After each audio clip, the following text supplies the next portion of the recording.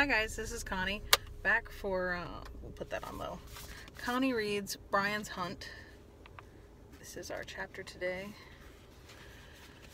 Chapter 8. Hopefully we won't get interrupted by the random errand I'm running with my folks. But in the morning, Brian had changed his mind and couldn't explain why. He had skinned the deer and rolled the hide to stretch later. It would keep for a day or two. And the dog had eaten the heart and liver and lungs in one sitting, easily 5 pounds of meat, and then chewed on scraps while Brian cut the rest of the deer into manageable hunks, 2 back legs and 2 front, the meat from along the spine, the tenderloin, which was the best meat on this buck, very small. He had read somewhere that wolves could eat up to 20 pounds of meat in a single meal, and he thought the dog was coming close. She just kept eating. Brian cut pieces of raw meat off and threw them to the dog, and even when her stomach was so distended Brian was worried about it stretching her skin and opening the wound, she still ate. He put a stick by the fire and hung meat to cook and ate the tenderloin, probably 3 pounds, until it was gone, and then roasted a front shoulder and ate some of that. But the dog didn't stop until Brian finally quit handing her meat. Then she dropped like a stone and was asleep. When her head hit the ground, sound asleep, gone. Brian smiled and squatted by the fire and studied the dog sleeping. He had watched her during the day, learning about her, amazed at how the dog keyed to him and he keyed to the dog. When the dog was sitting up looking around, Brian found himself watching her, watching for a reaction, depending on her for warning in case something came. It was all new, the bond. Totally lost my train of thought. And he wondered how he could have lived his whole life and never had this closeness with another species, with a dog. It had been a great loss. He decided he would never be without a dog again. In some way, the dog filled a hole in his life, filled a loneliness he hadn't even known existed.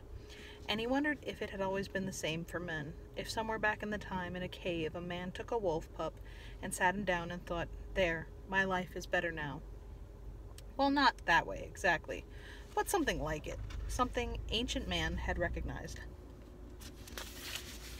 Some connection, because when he thought about it, it seemed that almost all cultures had dogs with them to work and enjoy, and he shuddered, to eat. He went to sleep sitting by the fire, thinking that the next day he would lie around, eat more of the meat, and then dry, or try to dry, into jerky what little there was left. Dawn, first light, found him packing the canoe to leave. So much of what drove Brian now was instinct, feelings, what he used to call hunches, but what he now thought of as logical flows of information from his subconscious based on knowledge that he sometimes did not quite understand. Usually it was right, and he learned to trust it, and he had learned to trust it. When he had awakened this morning, something, an inner force, had made him pack the canoe and get ready to head out.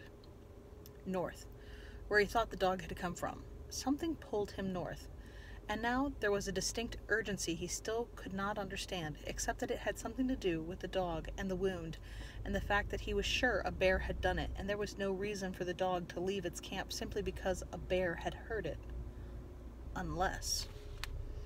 And he could not think of the unless with logic, because there was no logic to it, just the urge to go, to make a start.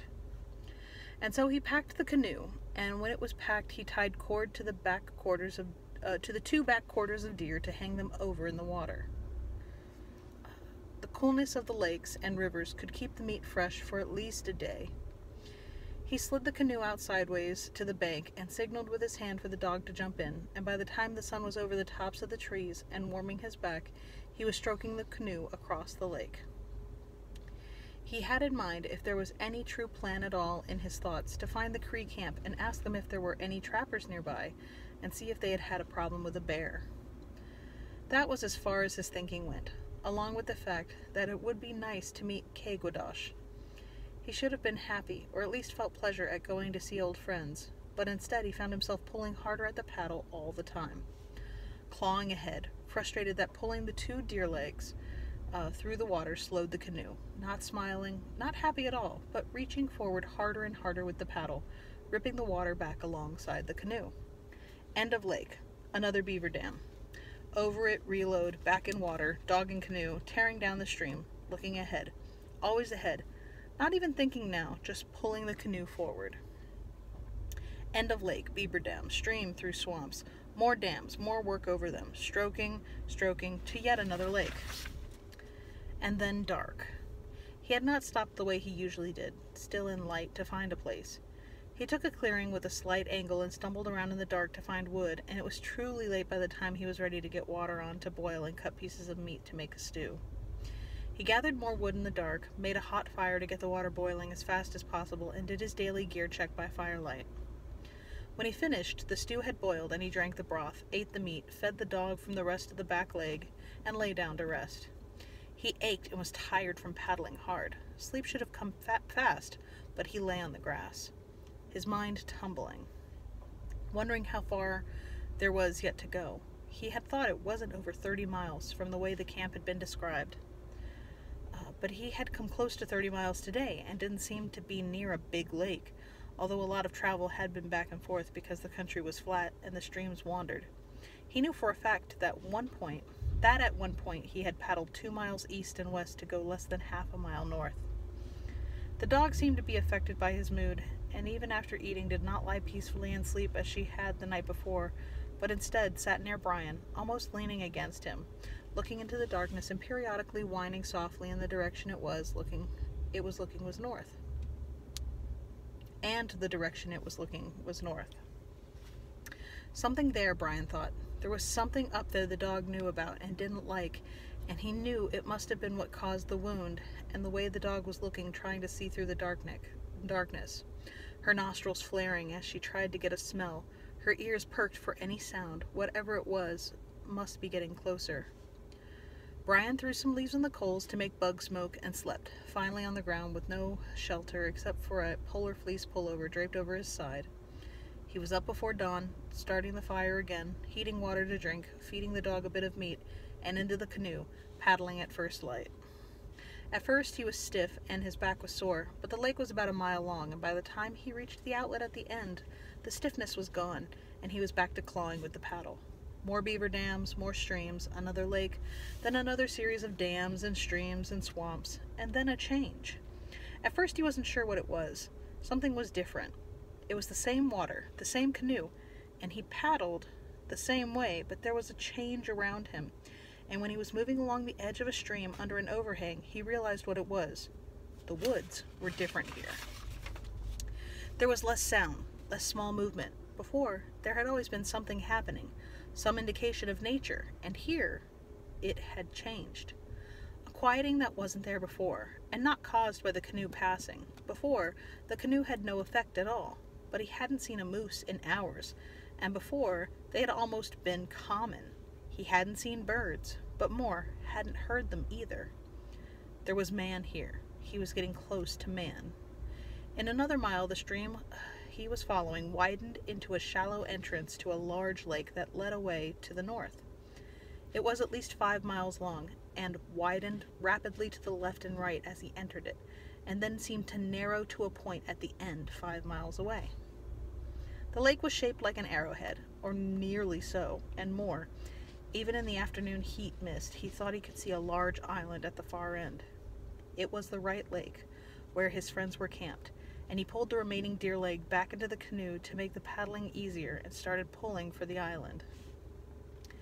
But it was as if the fates, having been kind to him for so long, decided to make up for it. A breeze started coming from the north, with clouds, and it quickly turned into a wind, then a strong wind hitting him head on, and where he had been making 3 and sometimes 4 miles an hour, he was now down to barely 1, and some chop was splashing over the bow. He slid sideways to the left, close to shore. But while the chop diminished, he was no longer shipping water. The wind was still as strong, and the trip across the lake that he thought would take little more than an hour was suddenly a 6-hour pull, and that only with hard work. Still, his stomach was full of good meat and water, and he was strong. He kept up the pace, accepting the 3/4 of a mile an hour as it came to him, and after 4 hours was only a mile and a half from the island when a new strangeness hit him. The wind had been blowing straight from the island to him, all his way across the lake, and yet he smelled nothing. If they were camped there on the island, they should be burning fires for cooking and heating, but he could smell nothing. Not the slightest whiff of wood smoke. The wind was blowing directly at him from the island, right across him, and there was no odor. And the dog. She was up now, on all fours, whimpering more loudly than ever before, mixing those sounds with low growls, her ears up, then down, then back up again, listening, then hiding, then listening again. Aggressive, but worried? Brian paused, and something made him reach out and take a broadhead out of the quiver and lay it across the bow, even though the movement without paddling cost him his forward motion. He thought, "This is silly, I'm being a worrywart," but positioned the bow close to himself just the same. Then dug the paddle again, pulling hard for the island, the dog whimpering and growling. "I just wish," Brian thought, "I could smell their smoke." And that's the end of chapter 8. Be careful with that and enjoy, please and thank you, and I will see you for the next installment. Have a great one.